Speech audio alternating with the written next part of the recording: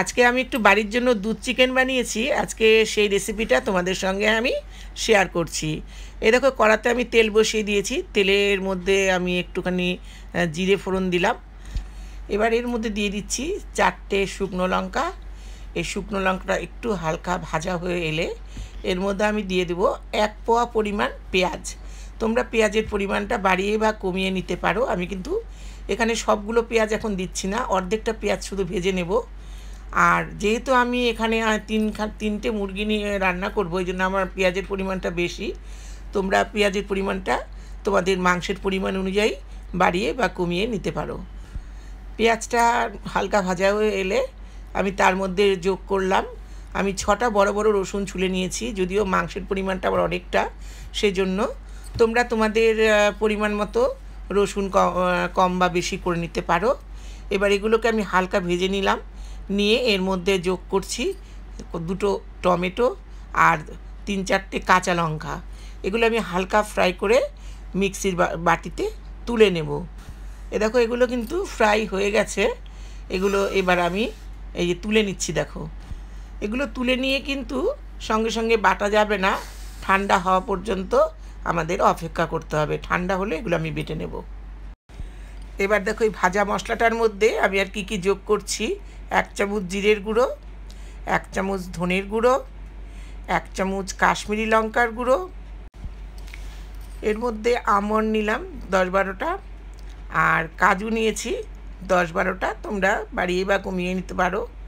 আর সেই তেলের মধ্যেই আমি যে পেঁয়াজগুলো আগে ভেজেছিলাম, আর অর্ধেকটা পেঁয়াজ কিন্তু আমি রেখে দিয়েছিলাম, সেই অর্ধেকটা পেঁয়াজ আমি কড়াইয়ের মধ্যে দিয়ে দিলাম। এই পেঁয়াজগুলো আমি ফ্রাই করে তুলে রাখবো। একদম রান্নার শেষে গিয়ে এই পেঁয়াজগুলো আমি ব্যবহার করব। দেখতে থাকো তোমরা। দেখো পেঁয়াজগুলো ভাজা হয়ে গেছে। এবার আমি এগুলো একটা পাত্রে তুলে নিচ্ছি। আচ্ছা, ওই তেলের মধ্যেই আমি একটুখানি জিরে ফোড়ন দিয়ে দিলাম, আর একটা তেজপাতা, আর 2-3টে কাঁচা লঙ্কা। আর চিকেনগুলোর মধ্যে আমি পরিমাণ মতো লবণ আর হলুদ নিয়ে নিয়েছি। এই চিকেনগুলো এই তেলের মধ্যে আমি ছেড়ে দিলাম, এবং এটা একটু এই এই তেলের মধ্যে একটু ভাজা ভাজা করে নেব। ভাজা ভাজা করে নিয়ে যে মশলাগুলো আমি পেস্ট করে রেখেছিলাম, সেই মশলাগুলো এর মধ্যে দিয়ে দেব। আচ্ছা, চিকেনগুলো কিন্তু হালকা ফ্রাই হয়ে গেছে। এবার ওই বাটা মশলাগুলো আমি এর মধ্যে দিয়ে দিচ্ছি। দিয়ে এগুলো একটু ভালো করে কষিয়ে নিতে হবে। এটা কিন্তু কষাতে কষাতেই কিন্তু রান্নাটা হয়ে যাবে। জল কিন্তু মানে সামান্য, খুব সামান্য জল লাগবেই না। এটা কষাবার সময় কিন্তু দেখবে কষাতে কষাতে এর ভেতর থেকে জল বেরিয়ে আসছে। আর এই জল দিয়েই কিন্তু যতটুকু জল বেরোবে তা দিয়েই মোটামুটি মাংসটা মানে 80% সেদ্ধ হয়ে যাবে। এর মধ্যে এখন আমি 2 চামচ মতো আদা বাটা যোগ করছি। এটা দিয়ে এর মধ্যে যে ভাজা যে পেঁয়াজগুলো আমি তুলে রেখেছিলাম, সেই পেঁয়াজগুলো এর মধ্যে দিয়ে দিচ্ছি। এটা দিয়ে আরও খানিকক্ষণ আমি এটাকে নাড়াচাড়া করব। করে এর মধ্যে 1 বাটি মতো আমি কাঁচা লঙ্কা কেটে রেখেছিলাম। এই রান্নাটা কিন্তু আমি কিন্তু কাঁচা লঙ্কাই বেশি দিয়েছি, শুকনো লঙ্কা খুব সামান্য পরিমাণ দিয়েছি। এই কাঁচা লঙ্কা দিয়েই মাংসটা আমি রান্না করেছি। এই কাঁচা লঙ্কার একটা সুন্দর একটা সেন্ট হয়। এই সেন্টটা কিন্তু এই রান্নাটাতে ভীষণই ভালো লাগে। এইভাবে মাংসটাকে 20 মিনিট কষাবে। 20 মিনিট কষালেই দেখবে এর থেকে যে জলটা বেরিয়ে এসছে, কষাতে কষাতে জলটাও শুকিয়ে যাবে এবং মাংসটা সেদ্ধ হয়ে আসবে।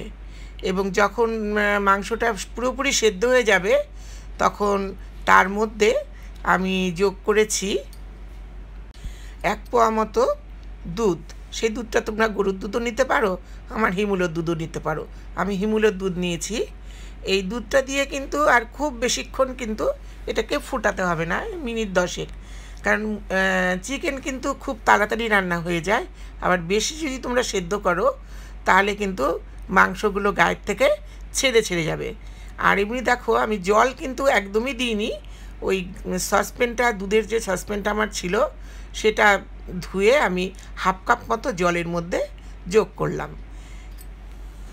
দেখো চিকেনটা কিন্তু আমি ঢাকা দিয়ে রান্না করিনি, খুলেই রান্না করেছি। এবার একদম সবার শেষে গিয়ে আমি এতে গোলমরিচের গুঁড়ো 1 চামচ যোগ করেছি, আর যোগ করেছি 1 চামচ তোমার গরম মশলার গুঁড়ো। তাই আমার রান্নাটা কিন্তু হয়ে গেছে। আর আমি পুরোটাই কিন্তু ঢাকনা খুলেই রান্না করেছি। খুব সামান্য সময় আমি এটাকে ঢেকে দিয়েছি, কারণ এর থেকে যে জলটা বেরোয় ঢেকে দিলে কিন্তু মাংসটা গলে যাবে। দেখো আমার কিন্তু দুধ চিকেন রেডি। তোমাদের যদি রেসিপিটি ভালো লাগে তাহলে তোমরা অবশ্যই লাইক, কমেন্ট ও সাবস্ক্রাইব করো। তোমরা সবাই ভালো থেকো, সুস্থ থেকো, এবং এটা রান্না করে তোমরা খেয়ে আমাকে কমেন্ট করে জানিও তোমাদের কেমন লেগেছে। তবে আমাদের বাড়ির সবাই খেয়ে বলল খুব নাকি ভালো হয়েছে।